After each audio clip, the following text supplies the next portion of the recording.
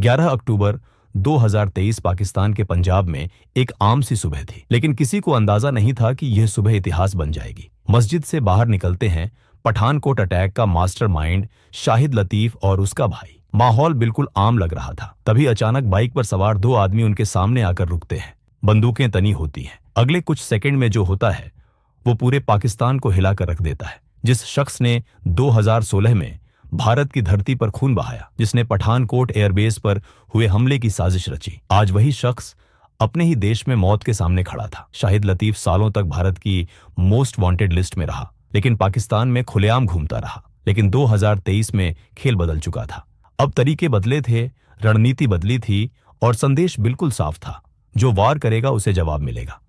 इस वीडियो में हम आपको बताएंगे शाहिद लतीफ की पूरी कहानी, उसके गुजरावाला से कश्मीर तक के सफर से लेकर पठानकोट हमले की प्लानिंग तक, और फिर वह खामोश ऑपरेशन जिसमें बिना सीमा पार किए भारत ने अपने सबसे बड़े दुश्मन को उसके ही घर में खत्म कर दिया। यह कहानी है बदले की, रणनीति की और नए भारत की। शाहिद लतीफ का जन्म पाकिस्तान के गुजरावाला शहर में हुआ था। उसके शुरुआती साल ज्यादा चर्चा में नहीं रहे, लेकिन 1990 के दशक की शुरुआत में जब कश्मीर में हालात बेहद तनावपूर्ण हो चुके थे, उसी दौर में शाहिद लतीफ का नाम पहली बार सुरक्षा एजेंसियों के रिकॉर्ड में दर्ज हुआ। 1993 में शाहिद लतीफ ने कश्मीर घाटी में घुसपैठ की। उस वक्त सीमा पार से आतंकवाद तेजी से बढ़ रहा था। शाहिद लतीफ कश्मीर पहुंचकर हथियारों की तस्करी करने लगा। वो पाकिस्तान से हथियार लाकर आतंकवादियों तक पहुंचाता था। सिर्फ इतना ही नहीं, वो कश्मीर के युवाओं को भी भड़काने लगा। उन्हें बड़े बड़े सपने दिखाए जाते थे, गुमराह किया जाता था और धीरे धीरे आतंक के रास्ते पर धकेला जाता था। लेकिन यह दौर ज्यादा लंबा नहीं चला। 1994 में भारतीय सुरक्षा बलों ने शाहिद लतीफ को गिरफ्तार कर लिया। उस पर आतंकवाद से जुड़े कई गंभीर आरोप लगे। जांच के बाद उसे जेल भेज दिया गया। उस वक्त किसी को अंदाजा नहीं था कि यह गिरफ्तारी उसकी कहानी का अंत नहीं, बल्कि एक नई शुरुआत बनने वाली है। भारतीय जेल में बिताए गए साल शाहिद लतीफ की जिंदगी के सबसे अहम साल साबित हुए। जेल की सलाखों के पीछे उसकी सोच और ज्यादा कट्टर होती चली गई। इसी दौरान उसकी मुलाकात मसूद अजहर से हुई। मसूद अजहर वही शख्स था जो बाद में जैश-ए-मोहम्मद नाम का खतरनाक आतंकी संगठन बनाने वाला था। जेल के अंदर दोनों के बीच नजदीकियां बढ़ी, घंटों बातचीत होती थी। यहीं से शाहिद लतीफ की आगे की राह तय होने लगी। जेल ने उसे सुधारा नहीं, बल्कि और ज्यादा खतरनाक बना दिया। 1999 में एक बड़ी घटना घटी। इंडियन एयरलाइंस की फ्लाइट IC 814 का अपहरण कर लिया गया। आतंकियों ने विमान को कंधार ले जाकर भारत सरकार पर दबाव बनाया। उनकी मांग साफ थी, मसूद अजहर और कुछ दूसरे आतंकियों को रिहा किया जाए। उस वक्त आतंकियों की जो सूची सामने आई, उसमें शाहिद लतीफ का नाम भी शामिल था, लेकिन भारत सरकार ने उसे छोड़ने से इनकार कर दिया। मसूद अजहर रिहा होकर पाकिस्तान चला गया, लेकिन शाहिद लतीफ जेल में ही रहा। करीब 16 साल तक वो भारतीय जेलों में बंद रहा। आखिरकार 2010 में सजा पूरी होने के बाद भारत सरकार ने उसे पाकिस्तान डिपोर्ट कर दिया। पाकिस्तान लौटते ही शाहिद लतीफ सीधे जैश-ए-मोहम्मद से जुड़ गया। अब वह सिर्फ एक आम सदस्य नहीं था। इतने सालों की जेल और मसूद अजहर के साथ जुड़ाव ने उसे संगठन में ऊंचा मुकाम दिला दिया। वो लॉन्चिंग कमांडर बन गया। लॉन्चिंग कमांडर का मतलब था आतंकियों की भर्ती करना, उन्हें ट्रेनिंग दिलवाना और फिर सीमा पार भारत भेजना। 31 दिसंबर 2015 की रात 4 आतंकवादी सीमा पार कर भारत में दाखिल होते हैं। अंधेरे का फायदा उठाकर ये चारों आतंकवादी एक गाड़ी को बंदूक की नोक पर कब्जे में लेते हैं। इसके बाद वह पठानकोट एयरबेस की तरफ बढ़ते हैं।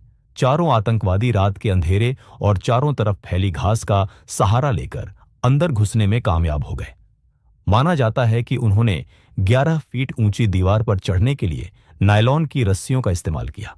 अंदर घुसने के बाद वह घनी झाड़ियों में छिप गए।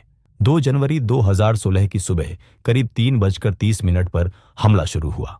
अचानक गोलियों की आवाज गूंज उठी। आतंकवादी अंधाधुंध फायरिंग करने लगे। ग्रेनेड फेंके गए। पूरा इलाका दहशत में आ गया। भारतीय सेना और आतंकवादियों के बीच यह लड़ाई करीब 80 घंटे तक चला। आखिरकार सभी आतंकवादी मारे गए, लेकिन इस ऑपरेशन में 7 भारतीय सुरक्षा कर्मियों ने अपनी जान गंवा दी। पूरा देश सन्न रह गया। जांच में साफ हुआ कि इस पूरे हमले के पीछे शाहिद लतीफ का दिमाग काम कर रहा था। वह आतंकियों को निर्देश दे रहा था। हथियारों की सप्लाई, रास्तों की जानकारी और हर कदम की प्लानिंग उसी के जरिए हुई थी। इस हमले के बाद भारत और पाकिस्तान के रिश्ते पूरी तरह बिगड़ गए। प्रधानमंत्री स्तर की बातचीत रुक गई।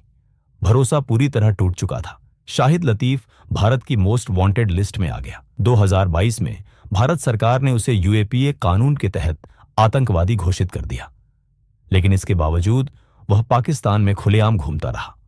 2023 आते आते हालात बदलने लगे। भारत ने एक नई रणनीति पर काम शुरू किया। पाकिस्तान में छिपे आतंकवादियों को अब अननोन गनमैन के जरिए एक एक कर निशाना बनाया जाने लगा। दिल्ली से आदेश जाते थे और पाकिस्तान की जमीन पर बैठे आतंकी मारे जाते थे। पाकिस्तान में बैठे आतंकियों के बीच डर का माहौल बन गया था। जो लोग सालों से खुलेआम घूम रहे थे, अब वह डरने लगे थे। कई आतंकियों ने मदद के लिए आईएसआई का दरवाजा खटखटाया। इसके बाद आईएसआई भी एक्टिव हो गई थी और कुछ बड़े आतंकियों को सुरक्षा देना शुरू कर दिया गया। अब भारत का अगला टारगेट था शाहिद लतीफ, लेकिन यह टारगेट आसान नहीं था। शाहिद लतीफ सिर्फ जैश ए मोहम्मद का अहम सदस्य नहीं था, बल्कि आईएसआई की सुरक्षा में भी था। उसे मारना मतलब सीधे एक बड़े नेटवर्क को चुनौती देना। शाहिद लतीफ के हथियारों की सप्लाई का रास्ता भी आसान नहीं था। उसकी गन सप्लाई बांग्लादेश से आती थी। इस नेटवर्क का एक अहम नाम था मोहम्मद उमैर। मोहम्मद उमैर बांग्लादेश से पाकिस्तान में हथियारों की तस्करी करता था, लेकिन वह सीधे शाहिद लतीफ को गन सप्लाई नहीं करता था। मोहम्मद उमैर पहले पाकिस्तान के बड़े बड़े गैंगस्टरों को हथियार देता था। वही गैंगस्टर आगे शाहिद लतीफ तक यह गन पहुंचाते थे। जब भारतीय खुफिया एजेंसी रॉ को इस पूरे नेटवर्क की जानकारी मिली, तो उन्होंने सीधा हमला करने की बजाय दिमाग से काम लेने का फैसला किया। कुछ भारतीय एजेंट बांग्लादेश पहुंचे और मोहम्मद उमैर को पकड़ लिया गया। शुरुआत में उमर डर गया, लेकिन फिर उसे एक ऑफर दिया गया। रॉ एजेंट ने उसे कहा कि अगर वह अपने कॉन्टैक्ट्स का इस्तेमाल करके शाहिद लतीफ की लोकेशन बता दे तो उसे बहुत सारा पैसा मिलेगा। मोहम्मद उमैर पैसों का लालची था। उसने ज्यादा सोच विचार नहीं किया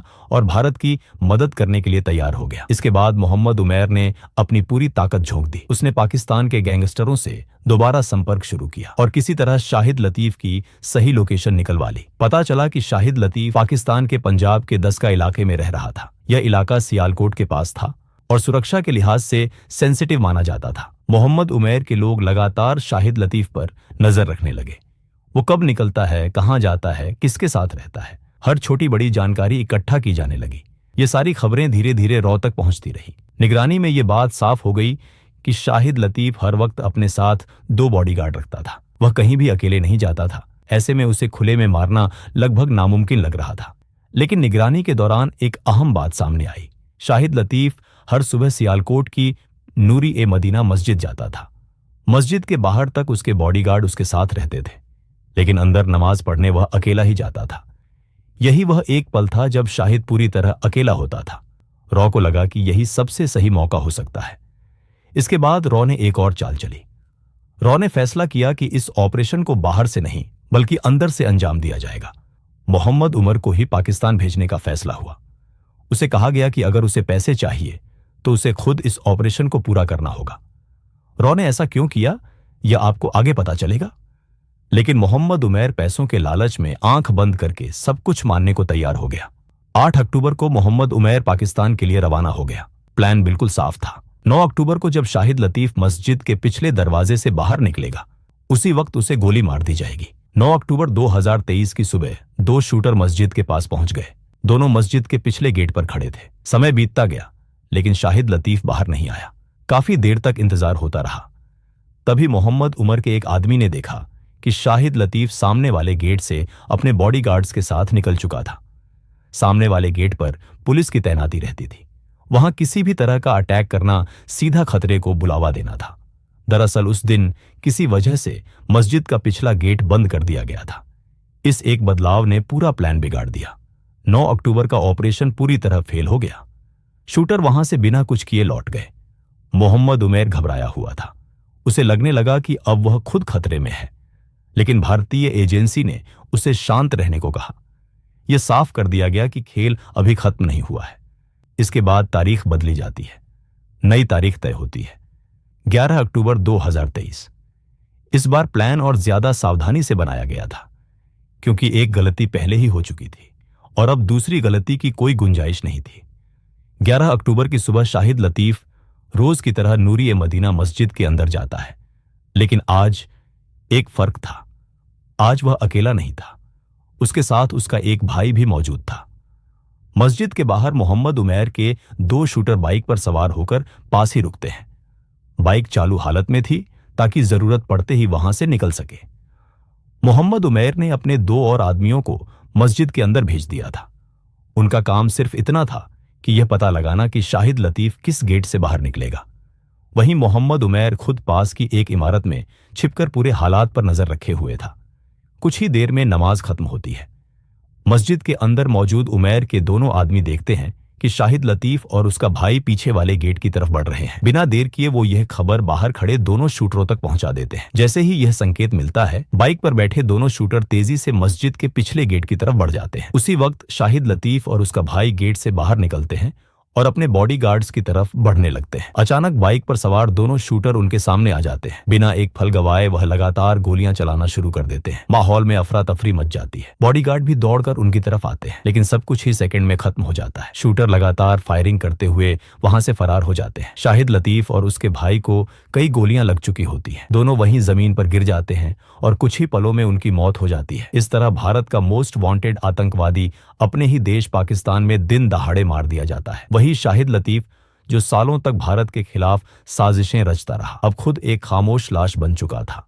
शाहिद लतीफ को मारने के बाद मोहम्मद उमैर और उसके साथी तुरंत वहां से निकल जाते हैं। लेकिन अब कहानी का दूसरा हिस्सा शुरू होता है। पाकिस्तान पुलिस और आईएसआई पहले से ही अलर्ट पर थी और अब वह पूरी ताकत से मोहम्मद उमैर के पीछे लग जाती है। असल में पाकिस्तान पहले से ही मोहम्मद उमैर को ढूंढ रही थी। उन्हें शक था कि कुछ बड़ा होने वाला है। दरअसल शाहिद लतीफ की लोकेशन पता करने के लिए उमर ने कई पाकिस्तानी गैंगस्टरों से संपर्क किया था। शाहिद लतीफ पर हमले से एक दिन पहले इनमें से एक गैंगस्टर को पाकिस्तान पुलिस ने किसी दूसरे अपराध के मामले में पकड़ लिया था। उस गैंगस्टर को लगने लगा कि उसे इसलिए गिरफ्तार किया गया है क्योंकि उसने शाहिद लतीफ की लोकेशन बताई थी। डर के मारे वह टूट जाता है और पुलिस को मोहम्मद उमैर के बारे में सब कुछ बता देता है। यहीं से पाकिस्तान पुलिस और आईएसआई को मोहम्मद उमैर की पूरी जानकारी मिल जाती है और वह उसके पीछे पड़ जाते हैं। शाहिद लतीफ की हत्या के बाद प्लान के मुताबिक मोहम्मद उमैर और उसके आदमी लाहौर एयरपोर्ट की तरफ बढ़ते हैं। रास्ते में वह सारी जानकारी रॉ तक पहुंचा देते हैं। लेकिन यहीं पर सबसे बड़ा ट्विस्ट आता है। रॉ जानबूझकर पाकिस्तान पुलिस को